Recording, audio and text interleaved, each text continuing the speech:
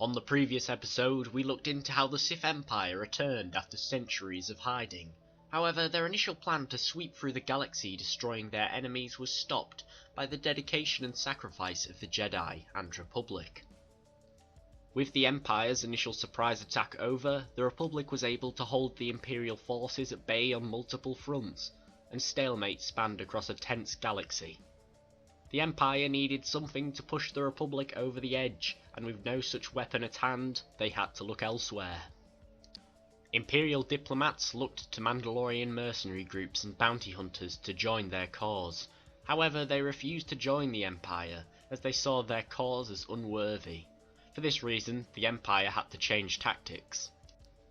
Looking to the history of the Mandalorians, the Emperor knew that the mercenaries and bounty hunters would follow anyone with the title of Mandalore to a bitter end.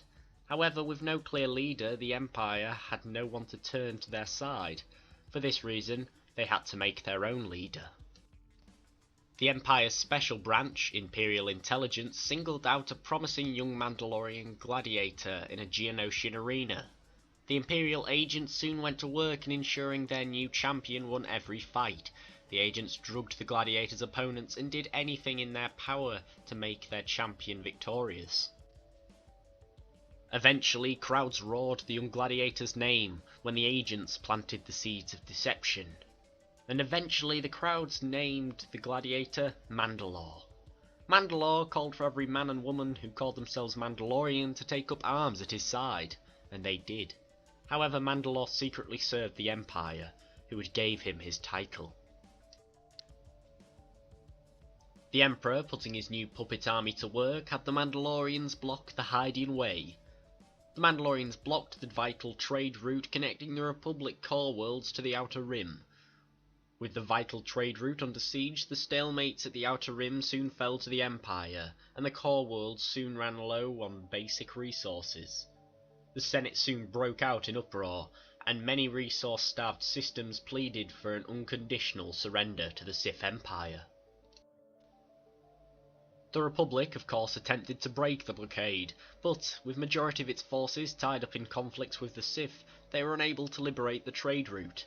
As the Republic became more and more desperate, a group of enterprising smugglers led by the famous Hilo Viz saw an opportunity to make more credits than they ever could dream of making in one lifetime.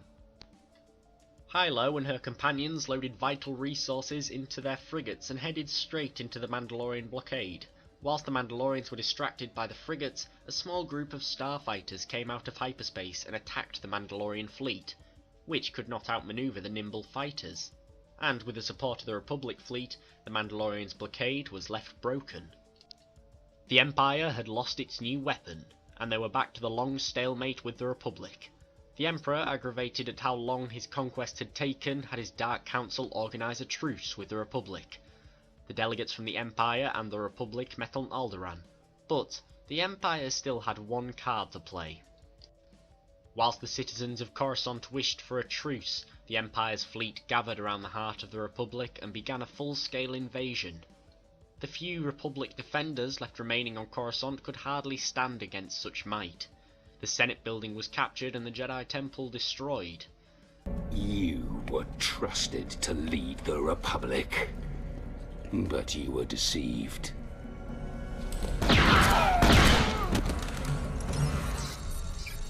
As our powers of the dark side have blinded you.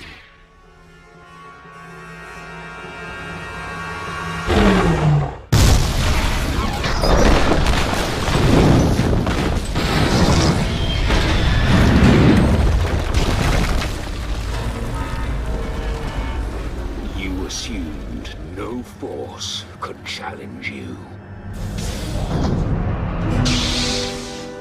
Now,